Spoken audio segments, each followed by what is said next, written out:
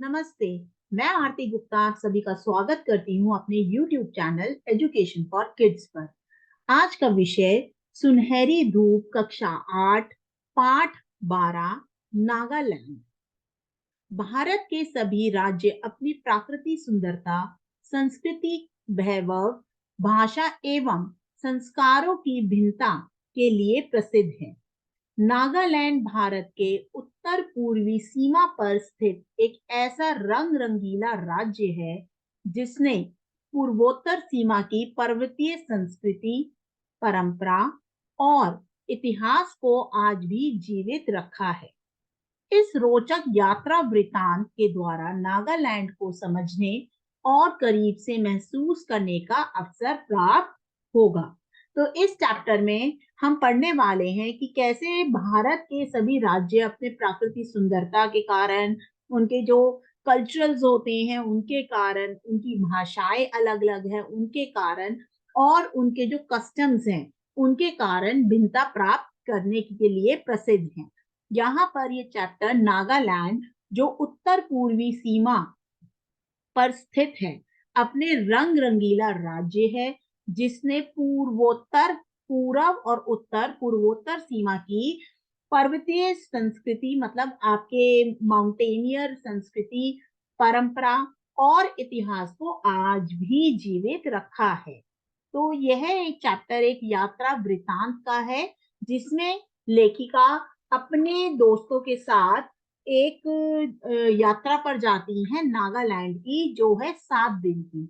उस 7 दिनों में उसने वहां पर क्या-क्या देखा, क्या-क्या अनुभव करा, जिसको इंग्लिश में बेसिकली हम कह सकते हैं ट्रैवलॉग। तो उसके बारे में है ये चैप्टर। नागालैंड के रंग-बिरंगे आर्किड फूलों से ढकी पहाड़ियां, हरी-भरी घाटियां, भांति-भांति के जंगली जीव-जंतु, पंख, कौड़ियों, हाथी दांत, पीतल के चमकीले कलापूर्ण आभूषणों से सजी सबरी महिलाएं, रंग बिरंगे शॉल एवं पोशाकों से सजे लोग, जनजातियों के उत्सव आदि बरबस ही सैलानियों का ध्यान अपनी ओर आकर्षित कर लेते हैं। तो यहाँ पर बताया है कि कैसे नागालैंड रंग बिरंगे फूलों से उनकी पहाड़ियां ढकी हुई हैं, हरी भरी घाटियां हैं, यहाँ पर अलग-अलग प्रकार के जीव जंतु भी मिलते हैं। यहाँ पर पंख मिलते हैं, यहाँ पर सीपियां मिलती हैं, यहाँ पर हाथी दांत की बनी हुई चीजें मिलती हैं।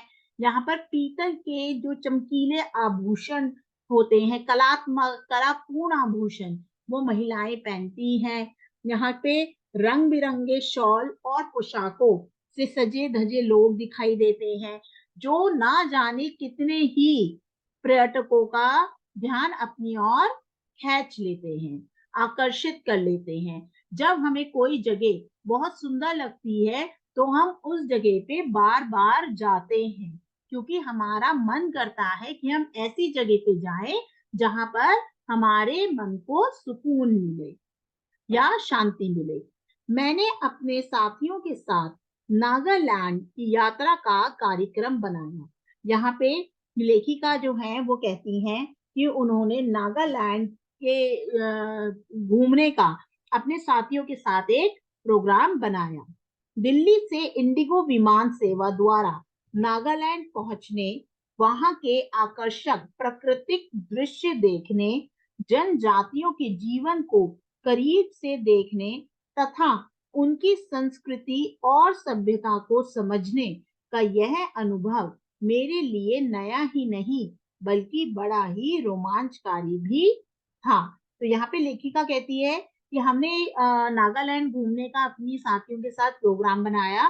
तो हम दिल्ली के इंडिगो विमान सेवा से नागालैंड पहुंचे, जहां पर हमने क्या देखा, वहां के आकर्षक प्राकृतिक दृश्य देखे, वहां की जनजाति के जीवन को करीब से जाना और संस्कृति और सभ्यता को भी समझने की कोशिश करी।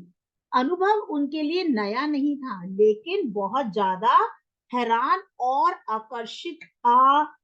आश्चर्य चकित करने वाला था, फुल ऑफ एक्साइटमेंट वाला। कंप्यूटर से टिकटें आरक्षित करवा लेने के बाद यात्रा की आवश्यक तैयारी करके हम सभी सुबह 4:30 बजे दिल्ली हवाई अड्डे पर पहुंच गए। तो आपको पता ही है चेकिंग में बहुत टाइम लगता है। तो यहाँ पर क्या हुआ कि कंप्यूटर से उन्होंने टिकट अपनी क्या करवा ली थी, रिजर्व करवा ली थी, ऑलरेडी बुक करवा ली थी।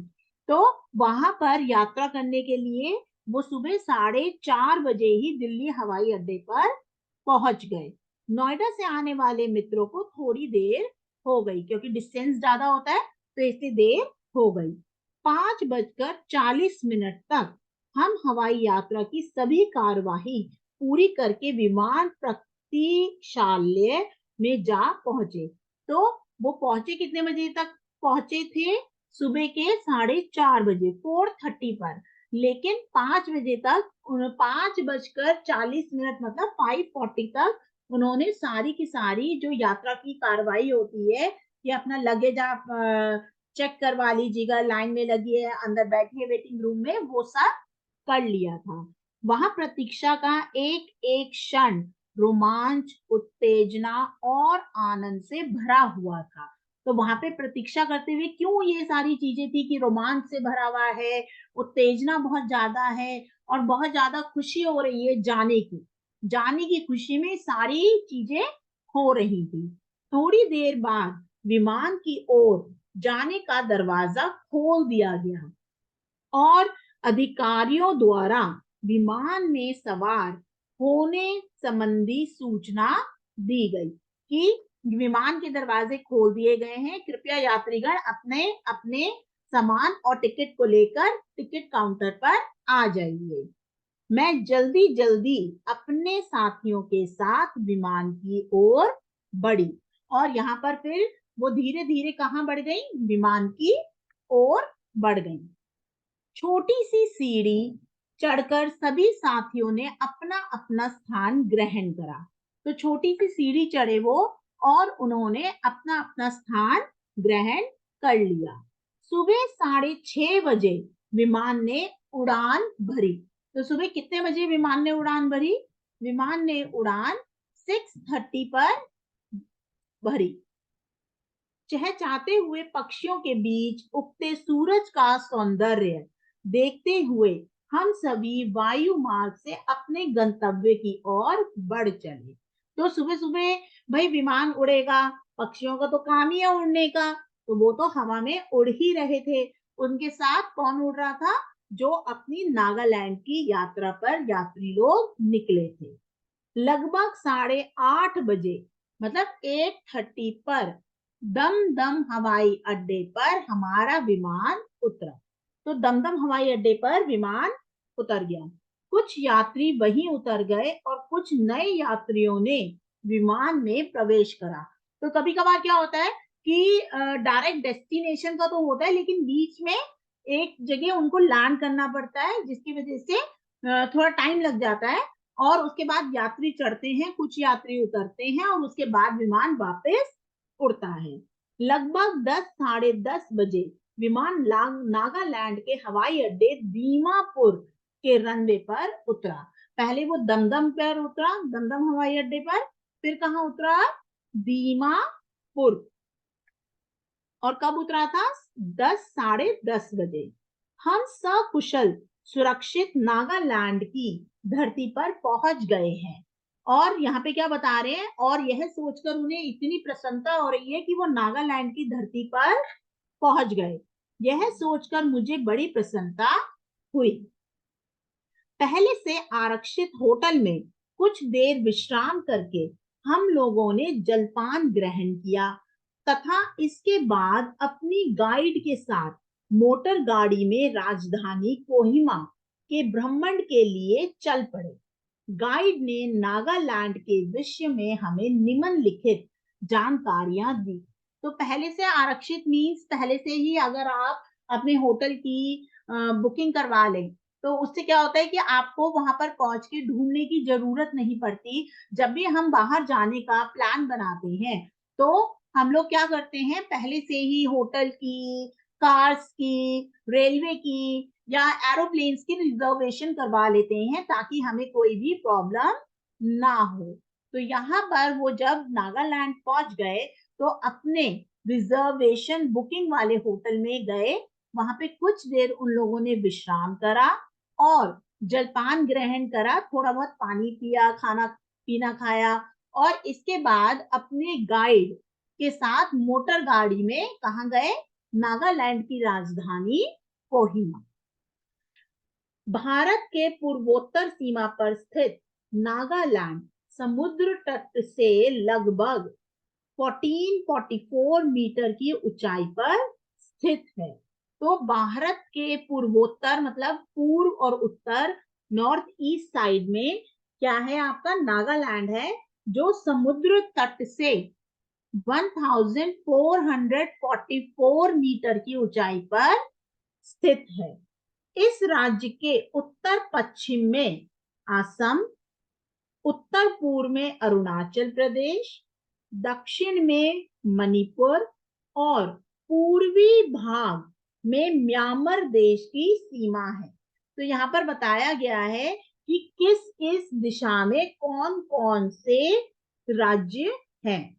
इस राज्य का ज्यादातर हिस्सा पहाड़ी है, क्योंकि हमने पहले ही स्टार्टिंग में पढ़ा कि नागालैंड की धरती पहाड़ी है, हरी भरी है, आर्किड फूलों से ढकी हुई है। तो इस राज्य की ज्यादातर हिस्सा पहाड़ी है। असम की ओर जमीन समतल और ढलवा है। तो असम की ओर जो जमीन आप देखेंगे वो कैसी है? एक तो समतल है, सीधी सीधी है और ढलाऊ है, थोड़ी सी नीचे की साइड। नागालैंड और म्यांमार के बीच ऊंची पर्वत श्रृंखला नागालैंड के पूर्वी प्रकृति सीमा का निर्धारण करती है। तो नागालैंड और म्यांमार के बीच ऊंची पहाड़ी श्रृंखलाएं हैं, जो नागालैंड के क्या करती है? पूर्वी प्रकृति सीमा को निर्धारण करती है कि ये वाली सीमा नागालैंड की है। दूसरी ओर यही यहाँ की सबसे ऊंची पर्वत चोटी सरामती है, जिसका समुद्र तल से ऊंचाई 3841 मीटर है। तो हमने देखा था कि नागालैंड की खुद की ऊंचाई 1444 मीटर ऊंची थी, जबकि यहाँ पर जो सबसे ऊंची पर्वत की चोटी है वो 3841 मीटर ऊंची है। दूसरी ऊंची चोटी जाफू पर्वत है। और दूसरी ऊंची चोटी कौन सी है? जाफू पर्वत, जहां शीतकाल में झील का पानी बर्फ बन जाता है। जब यहाँ पर बहुत ज्यादा ठंड पड़ती है तो यहाँ का पानी कैसा हो जाता है? बर्फ में परिवर्तित हो जाता है। ऊंची पहाड़ियों के बीच बर्फ जमी हुई यह छोटी झील बड़ी आकर्षक लगती है। जाकू पर्वत की ऊंचाई 3014 मीटर है। तो जाकू पर्वत की ऊंचाई कितनी है? 3014 मीटर। पहाड़ों के बीच से धनसरी, दोयांग, बीखू, तीजू, मेलक नदियां बहती हुई बड़ी आकर्षक लगती हैं। तो यहाँ पर पहाड़ों के बीच से नदियां बहती हैं जो बहुत ही सुंदर लगती हैं। ये पर्वत हरे भरे जंगलों, अनगिनत फूलों से लदे हैं।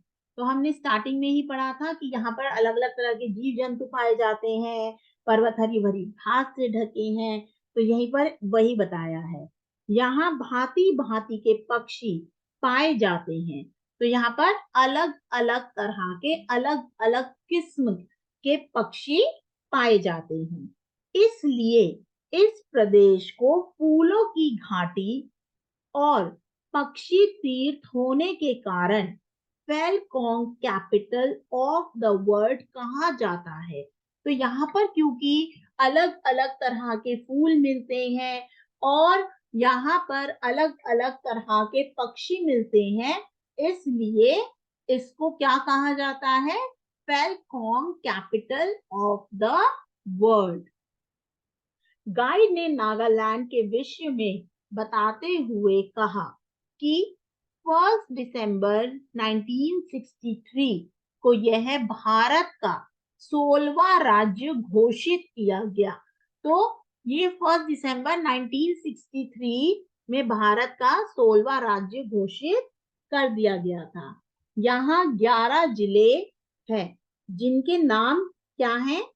कैफायर जिला, कोहिमा जिला, जुन्हे बोटो जिला, दीमापुर जिला, टुएंगसांग जिला, पैरेंग जिला, पेक जिला, मोकोक्विचुंगु जिला, मोन जिला, लोंगलेंग जिला, बोखा जिला। आपके 11 जिलों में से आप कोई भी 6 जिले अच्छे से याद कर सकते हैं। जो इजी वाले हैं जैसे कोहिमा, पेरेन, पेक, मोन, दीमापुर में उनका हवाई जहाज लैंड करा था, बोखा जिला। तो ये वाले जिले ऐसे हैं जिनके नाम आप आसानी से याद कर सकते हैं। नागालैंड के इतिहास के विषय में गाइड ने इस रोचक तथ्य का उद्घाटन किया कि पुरातन संस्कृत लेख बताते हैं कि किरात जाति के सोने के समान वर्ण वाले लोग इस प्रदेश के मूल आदिवासी थे। तो यहाँ पर बताया है उन्होंने कि भारत के इतिहास में ये लिखा गया है कि जो किरात जाति यहाँ पर मिलती है, वहां के लोग कैसे थे? स्वर्ण वर्ण वाले, सोने की तरह चमकने वाले जिनका शरीर होता है, उस वर्ण के लोग जो थे वहां पर, वो वहां के मूल ट्राइबल्स थे, मूल आदिवासी थे। मतलब वो वहीं पर ही रहते थे।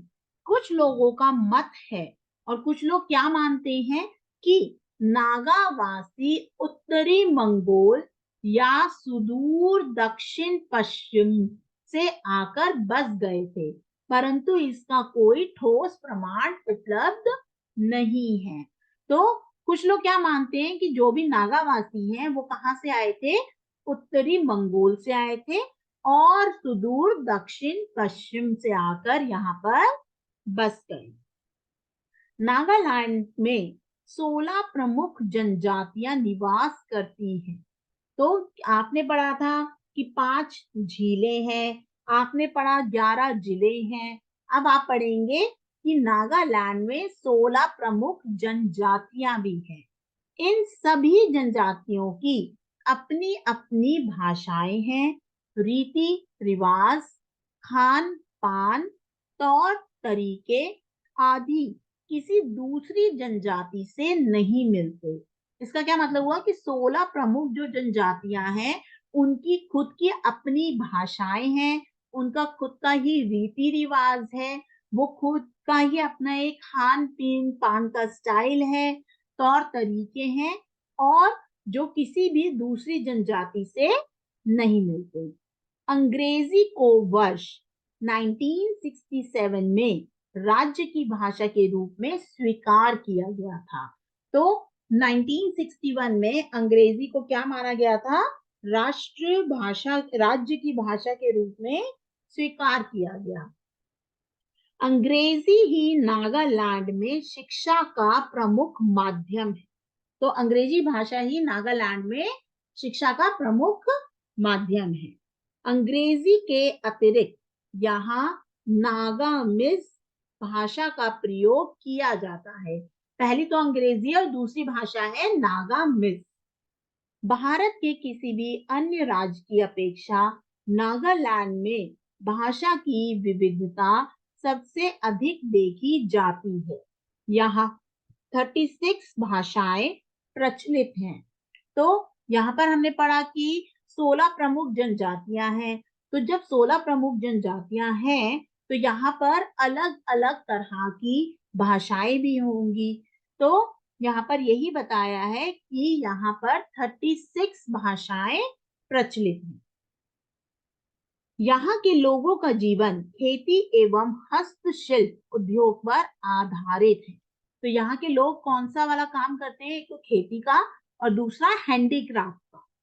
यहाँ चावल, मक्का, आलू और गन्ने की खेती की जाती है।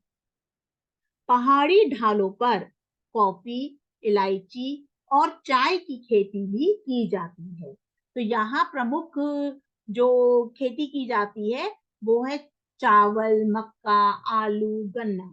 और पहाड़ी ढाल जहाँ पे टेरेस फार्मिंग होती है वहां पर काफी, इलायची और चाय। चावल यहाँ के लोगों का प्रमुख आहार है। तो चावल यहाँ का एक मेन स्टेपल फूड है। कुटीर उद्योगों में कपड़ा बुनना, लकड़ी पर नक्काशी करना, बर्तन बनाना आदि उद्योग हैं। तो जो कॉटेज इंडस्ट्री होती है, स्मॉल स्केल इंडस्ट्री है, उनमें क्या काम होता है? कपड़ा बुनने का, लकड़ी पर नक्काशी करने का, बर्तन बनाने का आदि। कलात्मक आभूषण बनाने का काम भी व्यापक रूप से प्रचलित है। तो यहाँ पर जो कलात्मक आभूषण जो औरतें पहनती हैं वो बनाने का भी बहुत व्यापक प्रचलन है। यहाँ पर्यटन उद्योग के विकास की प्राप्त संभावनाएं हैं। तो यहाँ पर पर्यटन उद्योग मतलब टूरिज्म की प्राप्त संभावनाएं हैं। इसके लिए सामाजिक शांति और सुरक्षा अनिवार्य है। तेल और प्रकृति गैस उद्योग की स्थापना से नागालैंड की अर्थव्यवस्था में विशेष सुधार की आशा जाग उठी है। तो आपका नेचुरल गैस और ऑयल उद्योग की स्थापना से नागालैंड का क्या होगा? इकोनॉमिक ग्रोथ बहुत ज्यादा होगी। नागालैंड की राजधानी कोहिमा है। तो हमने पढ़ा था कि नागालैंड की राजधानी क्या है?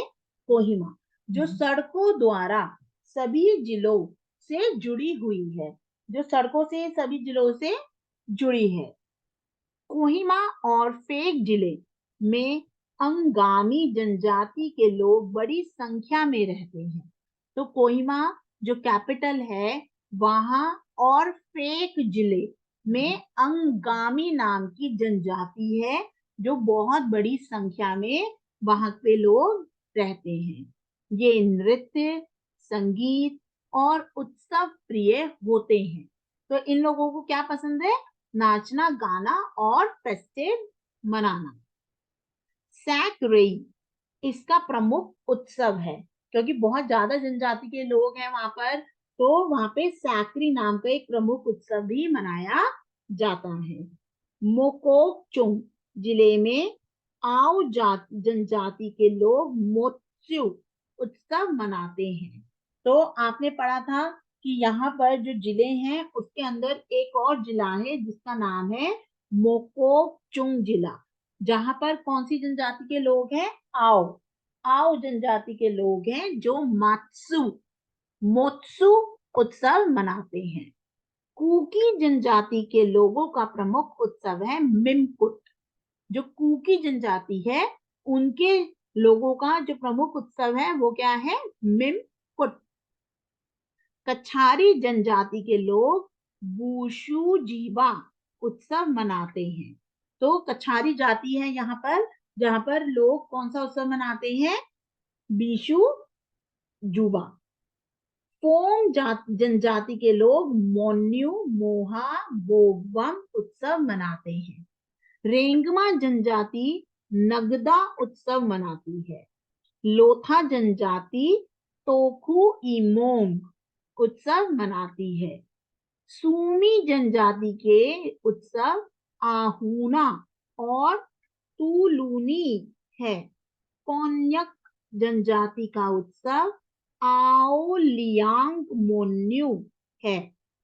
रिव्या मान्यूंग जनजाति मियो और सोगुम उत्सव मनाती है। चोकसांग जनजाति सुकरुन्य उत्सव मनाती है। चांग जनजाति के लोग नाक्यूलैम उत्सव मनाते हैं। तो आपके पास बहुत सारी जनजातियां हैं, जो आपके 16 प्रमुख जनजातियां थी यहाँ पर। तो उनके उत्सव भी अलग है, क्योंकि उनकी भाषा, उनके तौर तरीके, रीति रिवाज सब अलग हैं। इस प्रकार नागालैंड की जनजातियां वर्ष भर पूरे रीति रिवाजों के साथ उत्सव मनाती है। अधिकतर उत्सव नव वर्ष के स्वागत, कृषि के लिए, ईश्वर को धन्यवाद देने के लिए, मृत आत्माओं की शांति हेतु प्रार्थना करने के लिए मनाए जाते हैं। तो यहाँ पे जो तीज त्योहार है या उत्सव है वो क्यों मनाए जाते हैं वर्ष भर, ताकि नव वर्ष का स्वागत कर पाए वो लोग, कृषि के लिए ईश्वर को धन्यवाद देते हैं कि आपने हमें पैदा करा, धन्यवाद। मृत आत्माएं जो लोग मर गए हैं उनकी आत्माओं की शांति के लिए। यहाँ के अधिकांश लोग ईसाई धर्म को मानने वाले हैं। तो यहाँ के सारे लोग या अधिकतर लोग कौन सा धर्म मानते हैं? क्रिश्चियनिज्म। यहाँ हिंदू और मुसलमान भी बसे हैं। तो ऐसा नहीं है कि सिर्फ क्रिश्चियंस लोग ही हैं, यहाँ पर हिंदू और मुसलमान लोग भी हैं। हॉर्नबिल पर्व नागालैंड का प्रमुख पर्व है। तो हॉर्नबिल नाम का एक पर्व है जो नागालैंड वासी बहुत ज्यादा खुशी और उत्साह से मनाते हैं, जो कोहिमा से 12 किलोमीटर दूर नागा हेरिटेज विलेज की सामा में मनाया जाता है। तो यहाँ पर जो हॉर्नबिल पर्व है वो कोहिमा से 12 किलोमीटर दूर एक नागा हेरिटेज विलेज है जो है किसामा, वहां पर ये लोग जाते हैं और मनाते हैं। एक सप्ताह तक चलने वाले इस पर्व में सभी जनजातियां भाग लेती है। तो 16 प्रमुख जनजातियां थी। तो एक सप्ताह तक ये पर्व चलता है इनका, और उसमें सभी जनजातियां भाग लेती है। लोक नृत्य और लोकगीत नागा संस्कृति की विशिष्ट पहचान है। तो उनका गाना और उनका नाचना नागा संस्कृति की विशिष्ट पहचान है। जनश्रुतियों, कथाओं, लोकगीतों के माध्यम से नागालैंड की रूमानी और ऐतिहासिक घटनाओं को आज भी जीवित रखा गया है। तो यहाँ की जितनी भी जनश्रुतियां हैं, कथाएं हैं, लोकगीत हैं, वो नागालैंड के रूमानी और ऐतिहासिक घटनाओं को जीवित रखा है। 26 जनवरी की परेड में नागा लोक गीतों पर आधारित नागा जनजातियों के नृत्य शामिल किए जाते हैं। तो 26 जनवरी की परेड जब होती है तो नागा लोकगीत जो लोग गाते हैं वो, और जो उनकी नृत्य है उनको शामिल किया जाता है। नागालैंड की तो नागालैंड को जनजातियों ने आज भी अपनी कला और संस्कृति को जीवित रखा है। जो नागालैंड के जनजाति के लोग हैं उन्होंने अपनी कला और संस्कृति को आज भी क्या रखा है? जीवित रखा हुआ है। 7 दिनों तक नागालैंड के सभी 11 जिलों का भ्रमण करके नागालैंड की आत्मीयतापूर्ण आतिथ्य से पूरी तरह रसारिक्त हो, अनगिनत यादें समेटकर हम संगीत, नृत्य और फूलों की इस नगरी से दिल्ली लौट आए। तो यहाँ पर लेखिका पूरे 7 दिन रही अपने मित्रों और साथियों के साथ। उन्होंने नागालैंड की यात्रा करी, वहां के लोगों की जनजातियों से वो मिली, वहां के लोगों के उत्सव को उन लोगों ने जाना, ये जाना कि नागालैंड कितना ऊंचा है, कि और उसकी जो पहली पर्वत श्रृंखला है सबसे ऊंची ऊंची जो चोटी है पर्वत की वो सारामती है। फिर दूसरा जाकू पर्वत है, उसमें 11 जिले थे, 16 प्रमुख जनजातियां थी, नागा में भाषा का प्रयोग करते हैं, हस्तशिल्प और खेती को महत्व देते हैं। तो ये सब जानने के बाद लेखिका बहुत ज्यादा प्रसन्न हो गई। जैसे लेखिका प्रसन्न हो गई, मुझे लगता है शायद आपको मेरा पढ़ाया हुआ अच्छे से समझ आए। अगर आपको मेरा पढ़ाया हुआ अच्छे से समझ आता है तो मेरे चैनल को लाइक करें और सब्सक्राइब करें। धन्यवाद।